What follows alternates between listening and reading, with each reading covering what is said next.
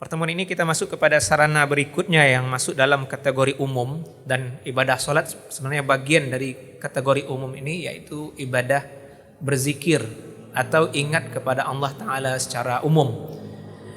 Maka Bapak dan Ibu, dari riwayat hadis, kenapa kita menegaskan hadis? Karena Al-Quran bicara umum sedangkan hadis merinci.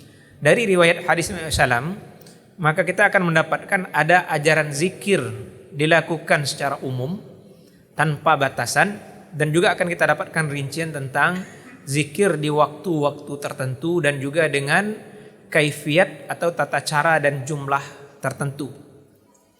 Maka di sini kita pulangkan dulu kepada ayat yang tadi kita baca dalam surah Al-Baqarah di ayat 152. Ayat ini sebenarnya masih berkait dengan zikir ibadah salat, termasuk juga pengalihan kiblat yang dimulai dari ayat 142 dari surah Al-Baqarah ini. Terjemahan ayat ini lebih kurang, maka sebutlah aku atau ingatlah aku, maka aku juga akan ingat kamu, kata Allah. Dan bersyukurlah kamu kepadaku dan jangan kamu kufur kepadaku. Bapak Ibu jemaah yang muliakan, Syekh Qutb rahimahullah dalam kitab Tafsir fi Zilalil Quran menggarisbawahi bahasa ini. Ini adalah sebuah ungkapan yang setara, tetapi sebenarnya tidak setara.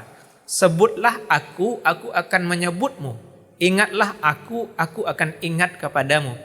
Secara lafaz dia setara. Awak menge diinge. Ini kan dianggap setara. Tetapi ketika di situ adalah dari makhluk yang hina, kita manusia, dan dari yang maha mencipta, maka itu tidak setara. Kita ingat Allah, dibalas oleh Allah ingat dengan kita. Maka sebagai hukuman, sangat banyak bahasa Al-Quran dengan lawan dari ingat adalah lupa. Ada orang yang dilupakan oleh Allah nanti di hari akhirat, sehingga ada yang dihukum dibangkitkan dalam kondisi buta. Rabbi lima hasyartani a'ma wa qad kuntu basira. Ya Allah, ya Tuhanku, kenapa engkau bangkitkan aku buta pada dulu aku melihat? Jawaban Quran yang sangat mengerikan. Kadzalika atatka ayatuna fanasitaha wa kadzalika al-yauma tunsa. Demikian ayatku datang kepadamu, tapi kamu melupakan ayat itu. Maka pada hari ini, kata Allah, engkau juga dilupakan.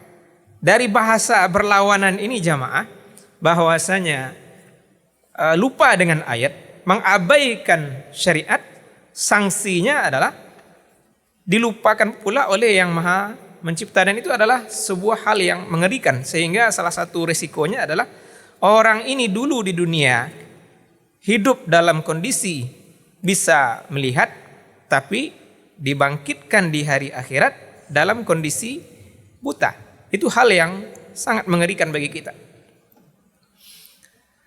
Maka semoga kita yang sudah dikaruniai oleh Allah kemampuan melihat, kemampuan mendengar, kemampuan memahami, kemampuan merasakan dengan sanubari, dengan jantung hati kita, dibangkitkan nanti dalam hari akhirat juga dalam kondisi afiat. Seluruh anggota tubuh kita lengkap berfungsi sebagaimana mestinya, dan memang bisa menikmati sebagaimana mestinya. Karena memang alam balasan akhirat nanti didekatkan polanya dengan pola duniawi. Kita di akhirat akan melihat, sehingga puncak penglihatan kita, kebahagiaan itu justru melihat keagungan zat yang maha mencipta. Dan ini sudah dibahas oleh ulama fikih, ulama tauhid. Ayat dalam surah Al-Qiyamah, wujuhu yawma idzin nadhirah ila rabbiha nadhirah. Pada hari itu ada wajah-wajah yang cantik gagah berseri karena bisa melihat wajah Tuhannya. Mereka melihat kepada yang maha mencipta. Penghimpun kitab Al-Husun Al-Hamidiyah yang sudah kita bahas terdahulu menegaskan makna kita melihat keagungan wajah Allah Ta'ala tidak sama dengan pola penglihatan kita terhadap makhluk. Tapi jelas kita melihat. Dan itu menjadi nikmat yang terbesar. Sehingga ada riwayat ketika penduduk surga sudah menikmati nikmatnya surga, Allah berdialog dengan penduduk surga. Bagaimana keadaan kamu? Oh, kami dalam semua kesenangan. Maukah kamu aku tambah? Apalagi yang akan ditambah dengan semua kenikmatan ini? Allah singkapkan hijab, maka mereka penduduk surga, insya Allah kita melihat keagungan yang Maha Mencipta, maka tidak ada nikmat yang lebih besar dibanding melihat keagungan yang Maha Mencipta. Adapun orang yang diabaikan, yang dilupakan oleh yang Maha Mencipta, karena dia melupakan syariat, dia melupakan ayat Allah, dia tidak ingat kepada Allah di dunia, dibangkitkan dalam kondisi buta dan diabaikan, disia-siakan, dipadiataniayu. Maka disinilah amal zikir menjadikan orang berkait dengan yang Maha Mencipta. Maka memang seorang mukmin tidak mencukupkan dirinya dengan fardu 5 waktu, walaupun janji Nabi di hadis, kalau ada orang seperti Arab Badui yang disiplin itu, dia pasti selamat. Ada Arab Badui nanya ke Nabi, "Anan wajib kamu salat 5 waktu?" Dan lain enggak. Dia memberi garis bawah tentang salatnya, tentang puasanya, lan azid walan angkus. Saya enggak akan nambah 5 waktu, saya enggak akan ngurangi. Jawab Nabi apa? Naja in sodak. Dia pasti selamat masuk surga kalau dia jujur benar dengan komitmen 5 waktuku sebenarnya jago. Nah, siapa di antara kita yang mungkin bisa sekomitmen Arab Badui itu yang dijanjikan oleh Rasulullah SAW akan selamat kalau dia komitmen? Kita tidak punya itu. Maka kita butuh menyokong amal-amal fardu kita dengan amal-amal sunat. Kita butuh menyokong sholat fardu kita ini dengan wiridan. Wirid itu kan artinya merutinkan bacaan tertentu. Nah, maka kita berbaik sangka dengan guru-guru kita. Kok di daerah Wako majelis pengajian namanya wirid. Karena mungkin guru-guru dahulu mengajarkan syariat dengan wiridan. Di kumpulan basamu aneh ndak hafal dibacaan dek guruku iriangan basamu. Itu kan wiridan. Ada yang belum hafal doa supaya bisa mendirikan salat, dibacakan oleh guru. Rabbi ja'alni muqimas salati wa min dzurriyyati rabbana wa taqabbal du'a. Habis itu murid-murid mengiringi, mengikuti. Maka itu polanya pola wiridan. Kemudian supaya hafal dirutinkan itu di setiap pertemuan. Itu pola wiridan. Maka sesudah kita menghafal lafaz-lafaz zikir dan sangat banyak, kita harus memilih di antara lafaz-lafaz agung ini menjadi amal rutin kita. Maka kita sudah pernah bahas dulu bahasa Imam Nawawi rahimahullah, bahwasanya ketika ada orang yang merutinkan amal dan itu menjadi ghurasul jannah, lafaz-lafaz zikir menjadi tanaman kerasnya surga. Nah, bahasa awak, nyu akan jadi batang durian, nyu akan menjadi batang manggih, nyu akan menjadi batang korma. Karena itu semua adalah ghuras, pohon keras.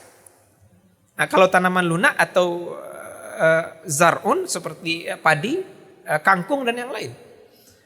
Maka ghurasul jannah adalah kalimah-kalimah thayyibah ini adalah subhanallah, alhamdulillah, la ilaha illallah, Allahu akbar, la haula wala quwata illa billah. Itu akan menjadi pohon surga. Sehingga ada ungkapan ulama, di surga nanti akan kita jumpai 2 jenis pohon ini. Ada pohon yang memang sudah ditanam di surga itu. Kemudian ada pohon yang ditanamkan sebagai balasan dari amal kita. Apa yang kita baca ini menjadi pohon surga. Maka korma surga, riwayat yang pendek adalah subhanallah wa bihamdi. Riwayat yang lengkap subhanallahil azim wa bihamdi.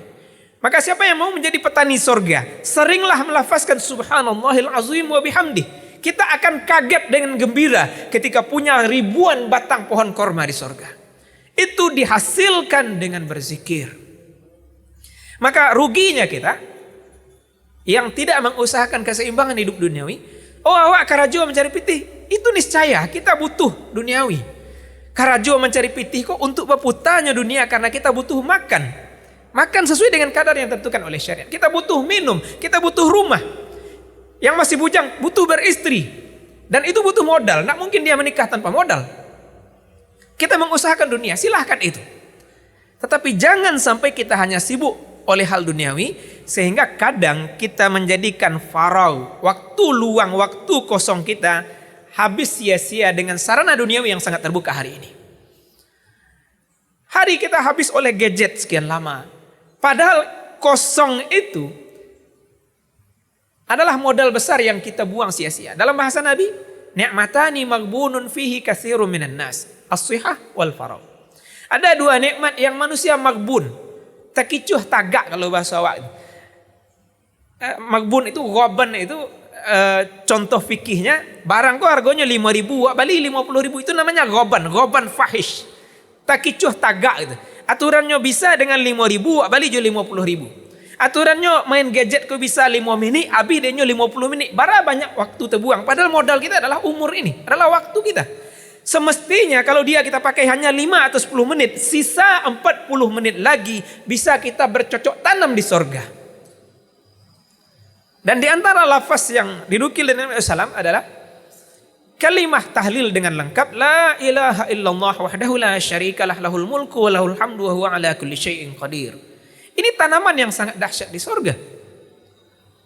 Dengan kalimah ini 10 kali saja, itu sudah setara pahalanya dengan memerdekakan 4 orang budak dari Bani Ismail. Ada riwayat sampai 100 kali. Maka hari itu orang itu sudah mengumpulkan seluruh kebaikan dan 100 kali ini menjadikan benteng dari syaitan. Dia tidak punya ruang syaitan ke dirinya karena dengan tahlil 100 kali ini. Dan tidak ada orang yang mengalahkan dia melakukan kebaikan kecuali orang yang mengamalkan lebih banyak. Maka berdasar hadis, kita boleh menambah zikir. Karena kita pasti ingin menambah saldo kita di akhirat. Kita ingin lebih kaya di sorga. Sebagaimana tidak ada orang yang dibatasi. Oh pak karyawan jam 5 pulang lah. Tidak, dibolehkan yang melebihkan jamnya. Supaya kerjanya selesai, supaya dia dengan itu naik jabatan, silahkan. Kenapa untuk hal duniawi boleh, lantas untuk hal ukhrawi tidak boleh? Bahkan riwayat hadis sebenarnya membuka ruang fastabiqul khairat, kita berlomba kebaikan dengan menambah. Tuh zikirnya dari Nabi SAW. Kita menambah karena ingin menambah kebaikan. Nabi tegaskan itu. Tidak ada orang yang bisa mengalahkan orang ini kecuali orang yang membaca la ilaha illallah wahdahu la syarikalah lahul mulku wa lahul hamdu wa ala kulli syai'in qadir lebih banyak. Maka jamaah semua, mari kita isi waktu faragh, waktu kosong kita, karena ini 2 nikmat yang kita magbun, banyak habis modal sia-sia. Pertama sehat, dan kedua faragh, waktu kosong, waktu luang. Nah kita kan punya banyak waktu luang. Anggaplah Bapak Ibu yang karyawan-karyawati, dari jam 8 kerja sampai jam 5 gitu. Nah nanti pulang, di rumah kan ada waktu senggang kita, ada waktu santai duduk di kursi. Kita bisa meraih kebaikan karena untuk kalimah thayyibah ini kami pribadi coba paling hanya butuh 15 menit. 100 kali itu hanya 15 menit paling lama. Artinya 15 menit kita sediakan waktu untuk itu, kita coba 10 kali saja setara dengan pahalanya memerdekakan 4 budak Bani Ismail. Bagaimana dengan 100? Tentu dikalikan 10. Pahala yang agung. Sebuah saldo besar yang tidak kelihatan. Karena memang kita masih kerja. Kan Bapak Ibu waktu kerja tidak tahu kan berapa saldo gaji. Baru tahunya nanti akhir bulan terima gaji. Nah hari ini kita belum jatah terima gaji. Saldo itu baru ketahuan sesudah kita nutup mata. Kita pindah dari alam dunia ini ke alam kubur. Itu mulai kita menerima balasan amal kebaikan kita. Maka zikir adalah jalan yang luar biasa secara umum menyelamatkan. Zikir sarana yang munjiat, sarana yang menyelamatkan. Orang dengan berzikir akan tidak berdosa. Gimana mungkin? Dia akan berdosa besar ketika kalimah thayyibah keluar dari mulutnya. Tidak mungkin.